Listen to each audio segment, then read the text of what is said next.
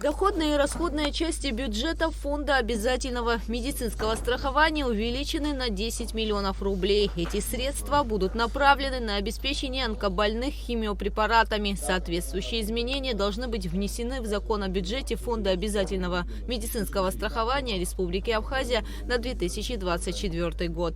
В связи с тем, что у нас очень много стало на учете больных и потребность в дорогостоящих лекарственных препаратах, которые включены в программу. Поэтому, чтобы не оставались наши граждане без надлежащего получения медикаментов, прежде всего это программы химиотерапии, считаю, что это крайне важно. Далее Кабмин внес изменения в положение о лицензировании деятельности по производству электроэнергии и признал утратившими силу некоторые акты Кабинета министров.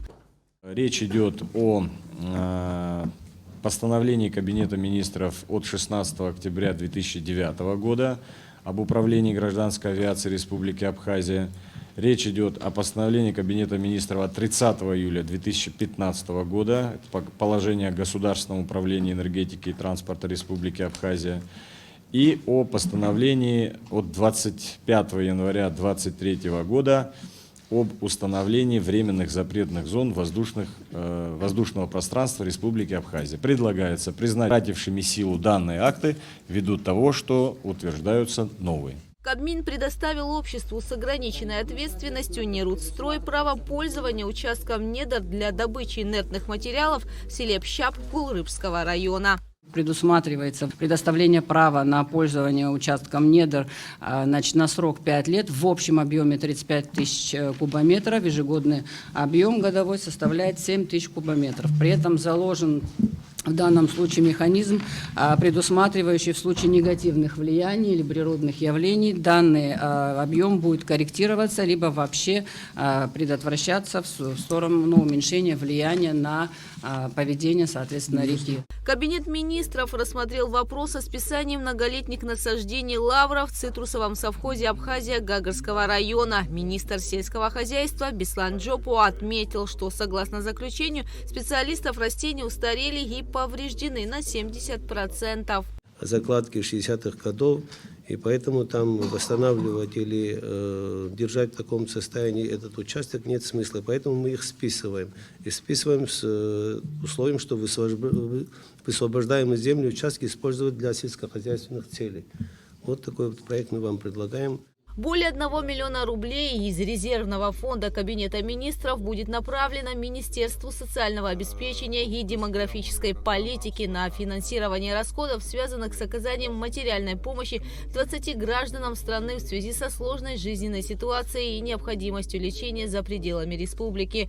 Такое распоряжение было принято на заседании Кабинета министров 12 декабря. Кабмин внес изменения в целевую научно-техническую программу на 2024-2026 годы, решение актуальных вопросов абхазоведения и кавказоведения. Кабинет министров утвердил формы, размеры и описание конструкций пограничных и предупреждающих знаков и порядка их установки.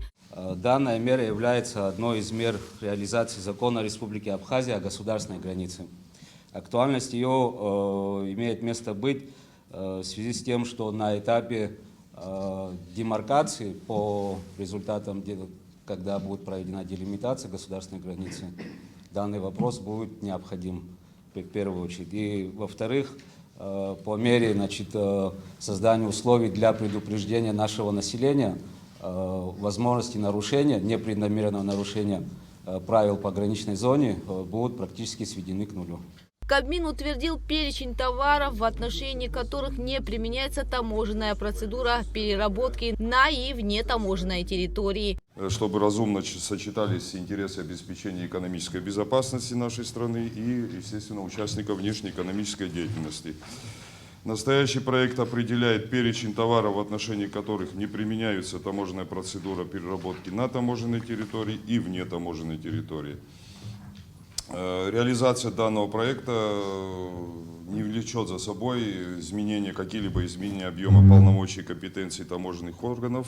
Кабмин утвердил лесосечный фонд и лесовосстановительные работы в лесах Республики Абхазия и одобрил предоставление ИП Хаджи Оглы право пользования участком лесного фонда в квартале 113-го Гумистинского лесничества Руб-Сухум лесхоз для туристических целей. Далее Кабинет министров дал согласие администрациям Гагарского, Гулрыбского, Сухумского и Гудаутского районов перевода участков из земель хозяйственного назначения в категорию земли населенных пунктов, а также строительство дома, санатория и гостиницы. Кабинет министров внес изменения в постановление об утверждении нормативных правовых актов, регулирующих вопросы установления, открытия, функционирования и закрытия пунктов пропуска через государственную границу Республики Абхазия. Суть вносимых изменений заключается, первое, в упорядочении органов государственного контроля, которые должны находиться на пункте пропуска государственной границы, и ряд других изменений, которые позволят в ближайшее время открыть полноценный пункт пропуска в аэропорту города Сухум.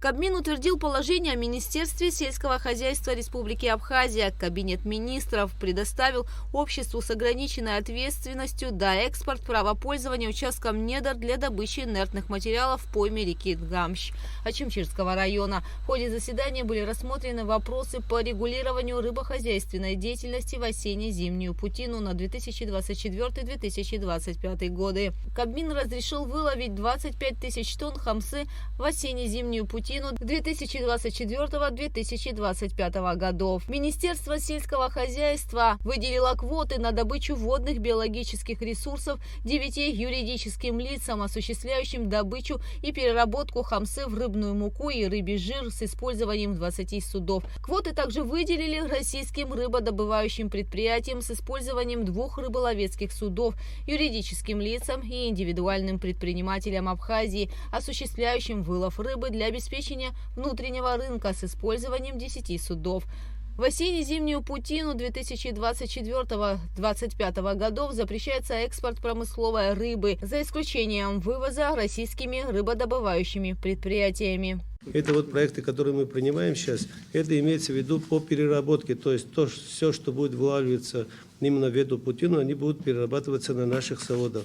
Далее есть вот 25 тысяч тонн, то, что рекомендуется, и плата за биоресурс, это вот остается на прежнем уровне, 2000 рублей, это хамса имеется в виду, остальные это для местного рынка, они не актуальны. Исполняющий обязанности министра отметил, что во время новогодних каникул необходимо функционирование некоторых государственных служб. Какие службы должны будут выйти на работу, скорее всего, наверное, это налоговые, это, наверное, финансовые отделы и районов, и наши. Это будут конкретные службы, которые в этот период занимаются только финансами. Потому что у нас будут, наверное, постоянные платежи по энергообеспечению страны. И когда обсудим, мы вас поставим в известность. В ходе совещания Кабинет министров рассмотрел около 30 вопросов. Гугут Савардани, Алексей Гухава, Абхазское телевидение.